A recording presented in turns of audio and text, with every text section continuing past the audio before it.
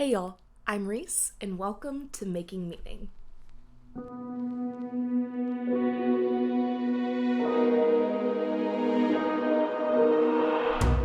Making Meaning is a podcast by the Cohere Collective, here to help guide you along your path to make meaning in a way that makes sense for you. Today, I am not joined by anyone. This is once again another bonus episode with just me and a new mic actually, which I'm very excited about, sitting down, chatting with y'all. I've decided to start doing these solo episodes in between the episodes where we have guests, just because our lovely guests give me so much to think about, and I have things come up for me that I'm working on, and if we're all going through this making meaning journey together, I think sharing my experience with that is a part of it. The same way I want to hear how you're making meaning and what that looks like for you and insights you're having. I think that these solo episodes are both a way for me to make meaning while also talking about making meaning, if that makes sense.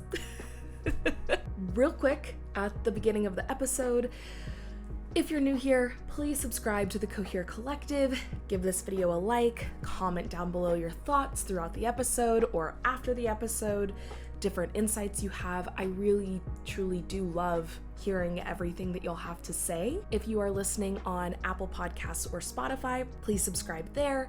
Give the podcast a 5-star rating and leave us a review. Any honest thoughts you have, I want to hear them. I want to make Cohere, but also Making Meaning the podcast, something that is a valuable tool for you to use. So let me know what you think, and I will incorporate your feedback into what we create. I always feel weird asking people to subscribe, and I think everyone does. It just feels scummy, but they say that it is the best way to remind people to do it, so here I am trying to do that. So if you want to support us, that is really the best way to do so. So thank you. Today I am going to be talking about time and what we do with our time, how we choose to spend our time, and the importance of making that decision intentionally. But I think it's a bit more complex than that. So that's why we have a whole episode about it. Okay, but I think that's all I really want to say for the intro. All of that out of the way, let's take a deep breath.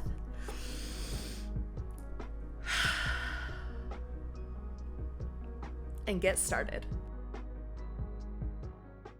Okay, so time. I really want to start with something that my colleague Stephanie Waite shared with me when she was a guest on this podcast in season 1. So definitely go listen to her episode. And she shared that time is our most valuable, non-renewable resource. And I had never thought about time as a resource before, or in that framing. It always kind of just seems like a constant, like it's here, it's a part of our reality, but it's just a given, right? And framing it as a resource really changes the way I've engaged with time, because yes, you can run out of resources, and we all do run out of time eventually, but also resources are tools that you can use to your advantage to help you achieve your goals, your dreams, whatever that looks like, right? And so to me, time has now become something that I'm not racing against, right? Like every day isn't a race against the clock. It's let's use time like the resource it is. Strategically, intentionally, we're not wasting it, but also not afraid to let it work for you, right? I think the same thing about any other resource we have, like food. There are nice restaurants that treat food like an art, right? And meals are a place of connection. And not every single meal you have is purely designed to fuel your body. We also eat for enjoyment and, yes, nourishment, but indulgence and satisfaction and fun. So thinking of time in that way, where it's like, yes, There are certain things that I need to get done within this time. There are certain nutrients that I need to eat, right? But it's also a way to explore other things and let it work for me, however I want it to.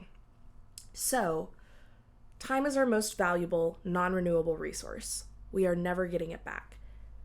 But the number one most important thing that I want to make very clear in this episode, at least about what I believe and therefore what I think you should at least consider or think about, is that the way you spend your time should be based on your own value system, your own compass, what works for you.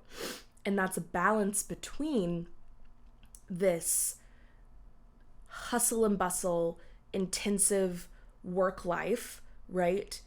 And rest, relaxation, enjoyment. And both of those things contribute to purpose and fulfillment, but you have to have both in order to balance both of those and do both of those effectively. So, kind of an overview, but let's dive in even more. So, if we are thinking about how to use time to our benefit and basing that on what our benefit looks like to us, I think the very first step is getting real with yourself about what actually is important to you, right? What use of time is actually going to be effective is only a question you can ask once you know what you're working towards. I think that, especially in the United States, we have this culture of success that has been given to us, right? That has been defined for us, set out for us. And I think a lot of us adopt it because we're like, oh, of course we want to be successful. And we're told that this is what's going to make us happy and fulfilled. And who doesn't want to be happy and fulfilled? So I'm going to do these things. But then 40 years down the line, you turn around and look back and realize, okay, maybe I met this textbook version of success, but it's not the life that I wanted. Or I don't even know what kind of life I would have wanted because we never pause to sit back and think about it. Alan Watts has this talk that's recorded. I'll link it down below. And it's really wonderful. He is a philosopher, thought, thinker, just all around, does great work. Highly recommend Alan Watts. But he talks about how in this life, we are all set up with, okay, you're born, and then we're going to put you in kindergarten. Great. We're going to put you in first grade, and you need to work hard there so you make it to second grade. And you need to work hard there and all throughout elementary school so that you get into middle school. And in middle school, it's really important that you work hard and you get good grades and you're kind to your teachers. That way you can get into a good high school and be successful in high school. And then you're in high school. And in high school, you need to work really hard and get good grades and do the extracurriculars and be involved in as many things as possible so you get into a good college. Because then you're in a good college where you need to work super hard and get good grades so that you graduate top of your class and you get a good job. And then this good job that you have, you need to work super hard so that you can get a raise and move your way up in the company. And then once you get a promotion and start moving your way up, you need to continue to work hard so you can move up even more. And then eventually you've moved up as much as you can, you've worked as hard as you could, and you've found happiness? ? Like, where does that come into the equation along the way? I call this concept the conveyor belt. And I think that when this status quo conveyor belt came about, it was for good reason, right? It was, we want to encourage young people to be hard workers. We want to encourage them to have the resources that they need, right? Like, money is a necessity to live life, and it does give you opportunities. And if you don't work hard and you don't get a good job, you're not going to get enough money. And sure, For a lot of people, the white picket fence, 2.5 kids, a dog, and a fish is exactly what they want. That is an absolutely valid goal to have. But that is not everyone's goal. And also, the path to achieving that goal doesn't have to look like this conveyor belt. I think it's extremely easy for someone else to hand you a goal or a path and say, this is what worked for me, it will work for you. And just accept it. Because getting real with yourself is hard. Like, not having a solid answer to something is scary. But I think that sitting in that discomfort is really important to understand who we are as people, who we want to be, and what will actually bring us fulfillment, and what our true purpose really is. And when someone else gives you that answer, it takes away that discomfort. It takes away that vulnerability. It's saying, you don't have to worry about that, right? Life is this grand mystery, but I've got this piece figured out. Here you go. And I think that is like handing a gift to someone that has this beautiful wrapping paper and gorgeous bow and like adornment, and it's huge and it looks beautiful, but then you open it and you realize it's empty. Because what did it ever mean to you? And what did it truly ever mean to that other person, right? That is handing this over to you. Maybe that truly did work for them, but maybe it didn't. And they were just sold this narrative too. And so then they're taught to continue teaching that to other people. But this is a vicious cycle that leads to resentment and lack of engagement and complacency. And I think it's interesting that in the United States, of course, this is really coming from my experience here in our country. I do know that this is different across the world. So take what works, leave the rest. But we're supposed to be a meritocracy. But the meritocracy that we're sold is this conveyor belt, is this narrative. And how much is your hard work actually paying off if at the end of the day, you wake up and you're like, oh, sure, it paid off in the sense that I make a 6-figure salary. It paid off in the sense that I have beautiful children that are healthy and I'm healthy. But what did I do? You know? And I think in a meritocracy, or for a meritocracy to work, the reward has to work for each person, right? And the reward cannot just be money, because money only feeds the system. It doesn't feed you. So, how do we begin to address this? How do we hop off the conveyor belt to look at it, inspect it, say, these are the pieces that go into this. This is what works for me. This is what doesn't. This is the piece that I have to do. There are certain boxes that you have to check in order to survive, right? You have some flexibility to make it work for you. You have to make money of some kind to be able to buy food, have shelter, but there's flexibility in how am I going to earn money? How am I going to make the things that I have to check work for me? Not how am I going to work for the conveyor belt? And I think that's a really important paradigm shift in how we're spending our time. So to kind of tie this concept back into time, we all have a limited amount of time. And if you are not spending your time doing something that sets your soul on fire, what are we doing, gang? What are we doing?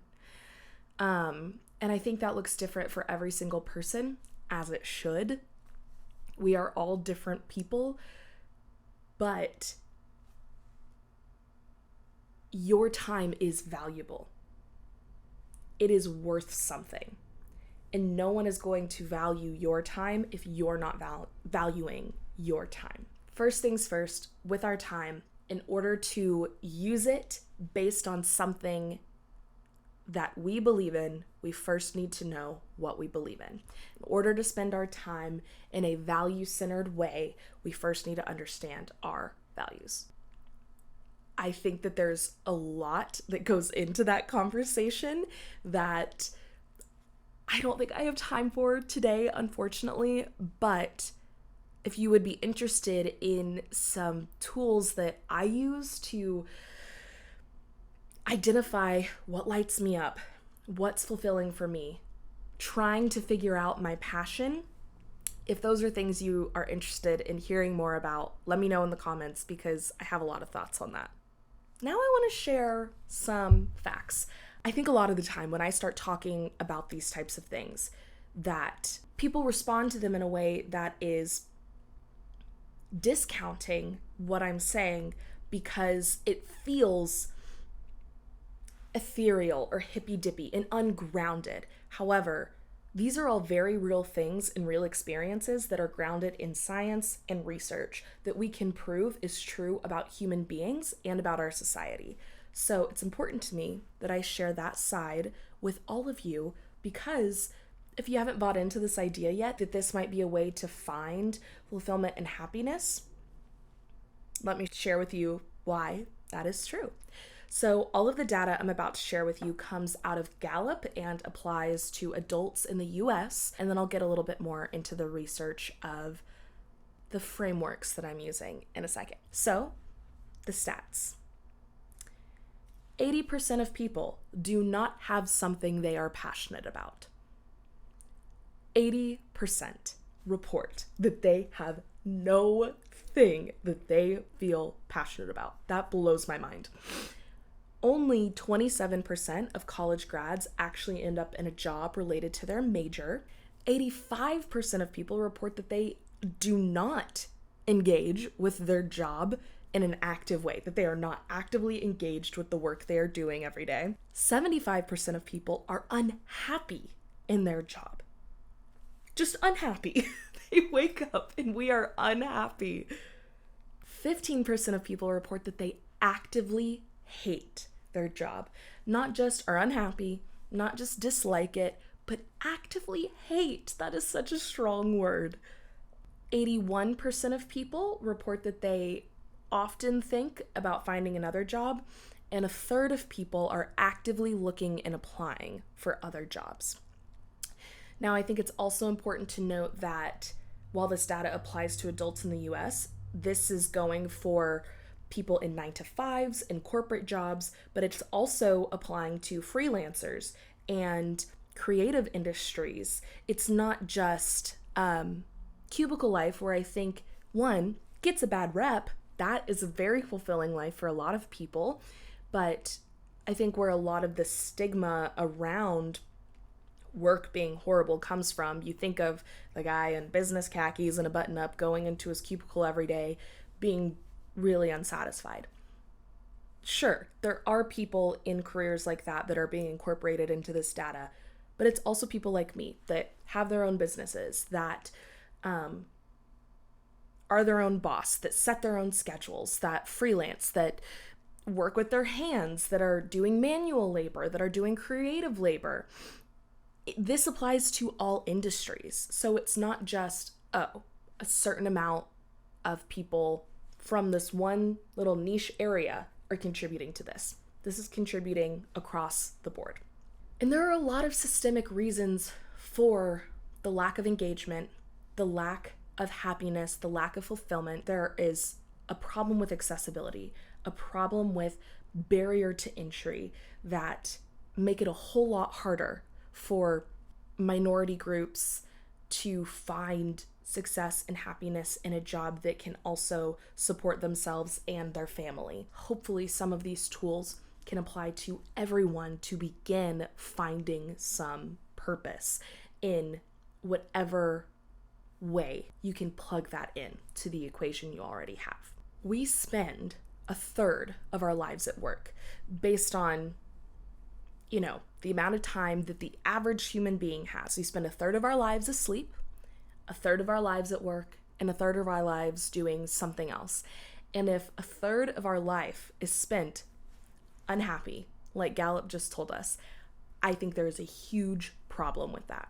Because then by the time you get home and you have that last third of your life to do with what you will, you're wound down. You are kaput. You don't have the time or space or energy to be able to do anything that might fill you back up because you've been unhappy for the last 9 hours. Being able to recharge is important. Being able to relax is important. And I think this gets into the next step of how we deal with time. This next step is all about finding balance with what fuels us. I think it's really easily for this message that I'm sharing to be misinterpreted as time is a non-renewable resource, so you have to spend every single second doing something important. And that is not what I am trying to say at all. Or maybe it is, but let's shift what we think about the word important. Let's shift the way we're using the word important in that sentence.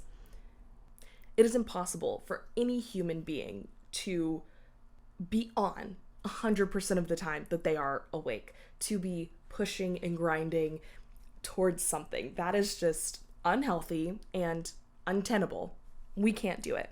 So we need to make time for fun, levity, and light as well. And this is that second piece of time where, yes, I think we need to carve out time for hard work, for reaching goals, for identifying a passion and chasing after it. But we also need to carve out time for going dancing with your girlfriends, for watching a silly YouTube video or a comedy special, right? We need to carve out time for hobbies that maybe aren't related to your passion but still light you up. That is just as important as chasing, running, making money moves, grinding. Just gave myself the ick, but you know what I mean, right? I think it's so easy for us to get carried away with this, oh, I only have so much time. I have all these things that I want to do, so I need to make every single second count. Yes, make every single second count, but count towards what? Are you working towards your passion? Great. But that time can also count towards laughter and levity. So when we're having this conversation, I think also incorporating that paradigm shift of the way I spend my time should be important, but plenty of things are actually important that maybe we haven't thought of as important in the past, right?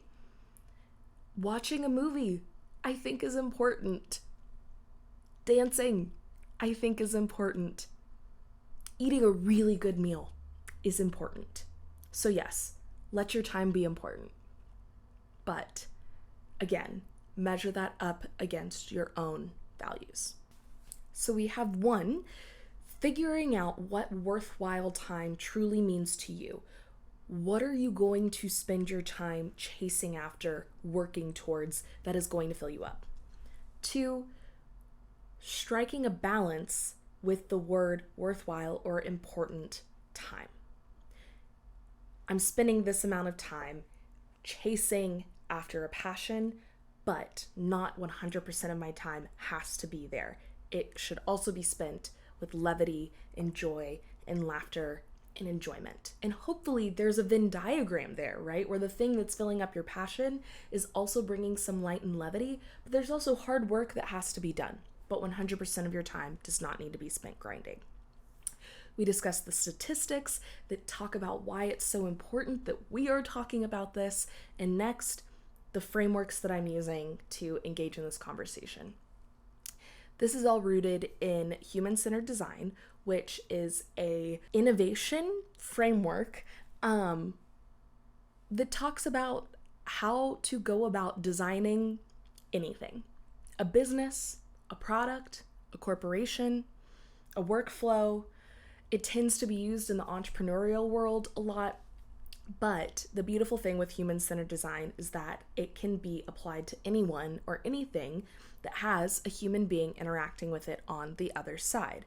And there's this sect of human-centered design called life design, where we are designing for ourselves. If you are interested in this concept at all, please check out Stanford's D School or the book Designing Your Life by Bill Burnett and Dave Evans. That is where a lot of my research has rooted in for this conversation and what's going to guide some of these next things that I share with y'all. I think it is so important that in this moment, if you are having this, oh my gosh, I've wasted so much time already, or I just don't know where to start, or any sort of negative self-feeling or self-talk that's coming up, acknowledge it, realize where that's coming from, and say thank you. Thank you, mind, for trying to protect me and teach me something here. But then let it go. Let it release. Because we are all starting where we are. It's like the symbol on a map that says you are here. You cannot change where you are right now. Whatever life experience has brought you to this point, to this video, this podcast, it's brought you here for a reason, and it has taught you something, and it has been worthwhile working towards some goal or honing you being the best version of yourself. It has contributed to making you into the person you are, and that is wonderful. So do not hold any self-judgment for, one, if you feel like you should have realized this sooner, or two, knowing about this but not having done anything about it, or three, wishing you were better at some of these things. This is not a space for that. This is a space for honoring the work that you have done, because just showing up is already starting to do the work. And we can't know what next step to take if we don't know where we are right now. So just start where you are, and that is okay. Wherever you are coming into this space, honor that. Honor how hard you have worked. Honor the awesome person that you have become, right? You are never going to hate yourself into doing anything, or judge yourself into doing anything, right? It's kind of like with working out. So speaking from personal experience, getting up in the morning and looking in the mirror and saying, ugh, I hate my body. So hard for me to, work out that day or eat a little bit healthier that day. Instead, I'm contributing to a negative cycle. But if I start the day with, I love my body, I'm grateful for my body and all that it does for me, it is so much easier for me to eat foods that fuel my body and move in a way that I know is healthy for me. Being mean to yourself will not encourage you to do anything. So hold grace and compassion for where you are right now and honor that, and let that be the motivating factor that pushes you forward to try new things. So step 3 on this kind of time journey that we're going on is really reckoning with the reality that your time is valuable. We know it's a non-renewable resource, but it's not just a resource that we use, it's also a resource that other people are using.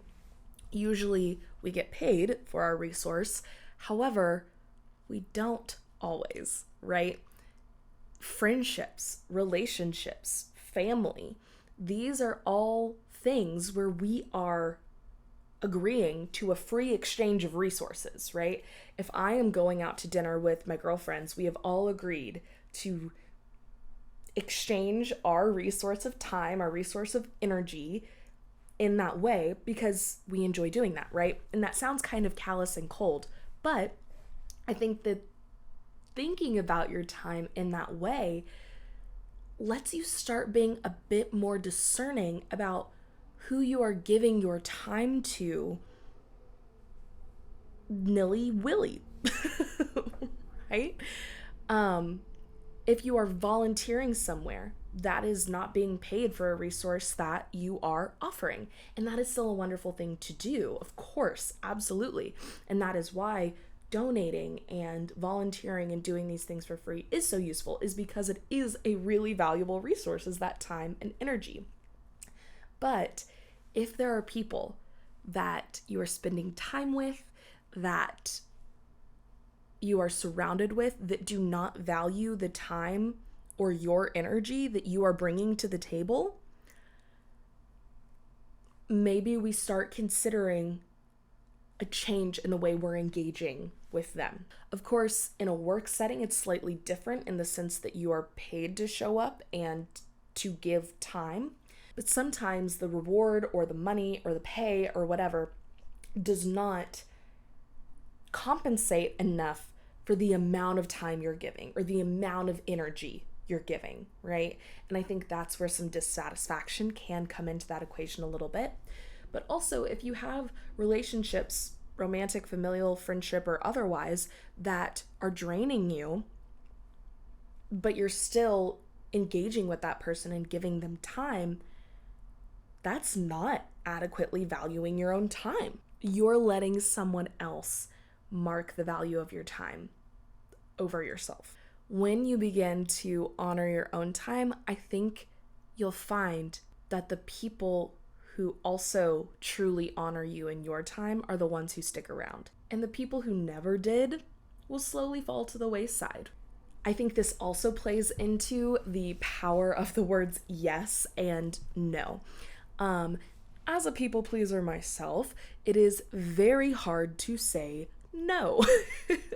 And the hard thing with saying no is that a lot of the time when it's difficult to say no, it's not because it's not something you want to do. It's because it's something you do really want to do, but you just don't have the space for it. But you're like, oh, but I want to do it, so I'm going to stretch myself anyways. And of course, through like other stuff we've talked about and self-care, I think we all know that like stretching yourself then, even to do something fun, is usually not a great idea. But when you start really harnessing your power to say no, the coolest change, at least that has happened for me, is that I feel like the power of my yes has increased exponentially. The more that I have learned to say no without having to give an excuse either, with just, no, I'm sorry, I can't, or not even apologizing, no, that won't work for me. Nothing rude about it. It's just factual, informational. It makes the yes feel like a true yes, like a true agreement, like a true offering of yes.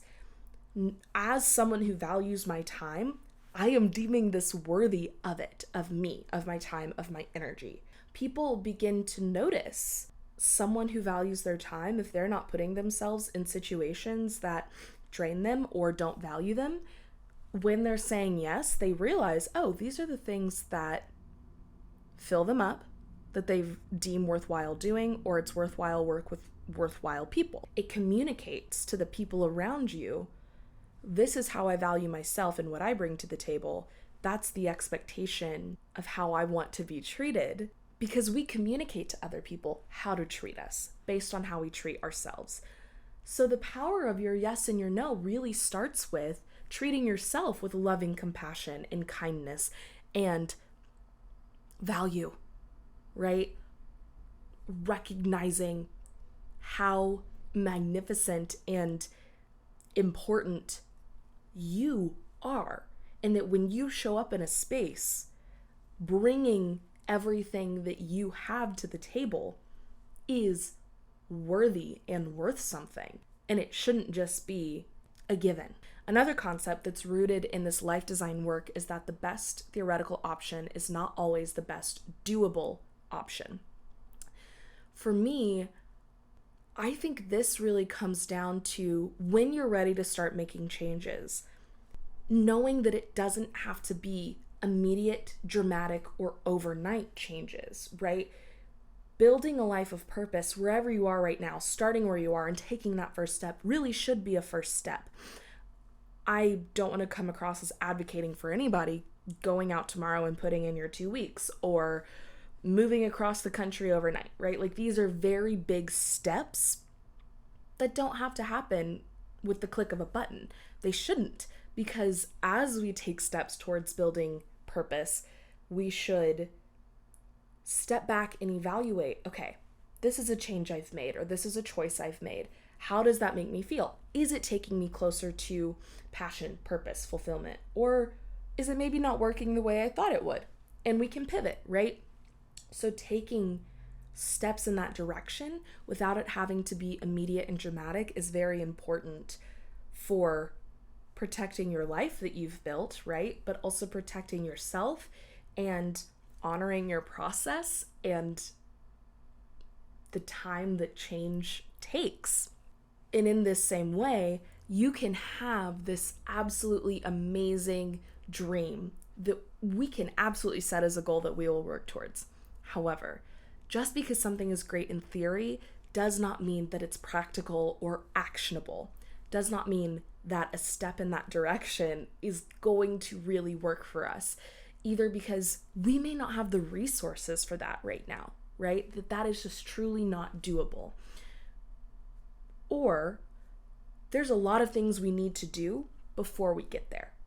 That is not something that can happen overnight. It's really all about taking these amazing inspirational dreams and goals that you have and breaking them down into the next right thing, into the next right step, trying things out, leaning into experimentation, leaning into failing forward and getting creative with it and falling in love with the process of discovering passion, not just, oh my gosh, I have lived a life that really hasn't brought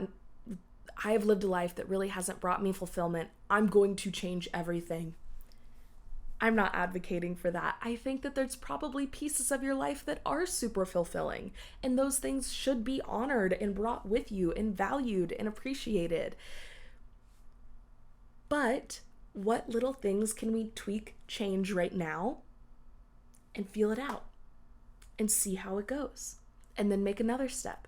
And maybe a year from now, you will have more tools to make something that used to be theoretical doable. The last thing I want to talk about, which I guess in my notes I labeled as step 6. These aren't really steps. These are more like frameworks that I think are a little bit chronological, but step 6. And this is more of a encouragement to actually go out and try something. One of my colleagues, Cedric James, who is also on the podcast last season, so definitely go listen to his episode, always says, you can never accomplish the things you want to accomplish by being the person that you are comfortable being. Comfort is a great thing. I think it's important that you have spaces and people that you can be fully comfortable with. However, when it comes to passion and purpose, I think if your dreams don't scare you, they're not quite big enough, because all of us are always capable of more than we think we are. The place that you're dreaming to right now is not even the tip of the iceberg of all that you could do. Again, I think this goes back to the balance between working really hard and making space for rest and play. You need moments when you can fully relax to be able to then go step outside of your comfort zone. However, making any step towards passion is going to feel different, is going to challenge you, and is going to challenge who you are and who you think you are.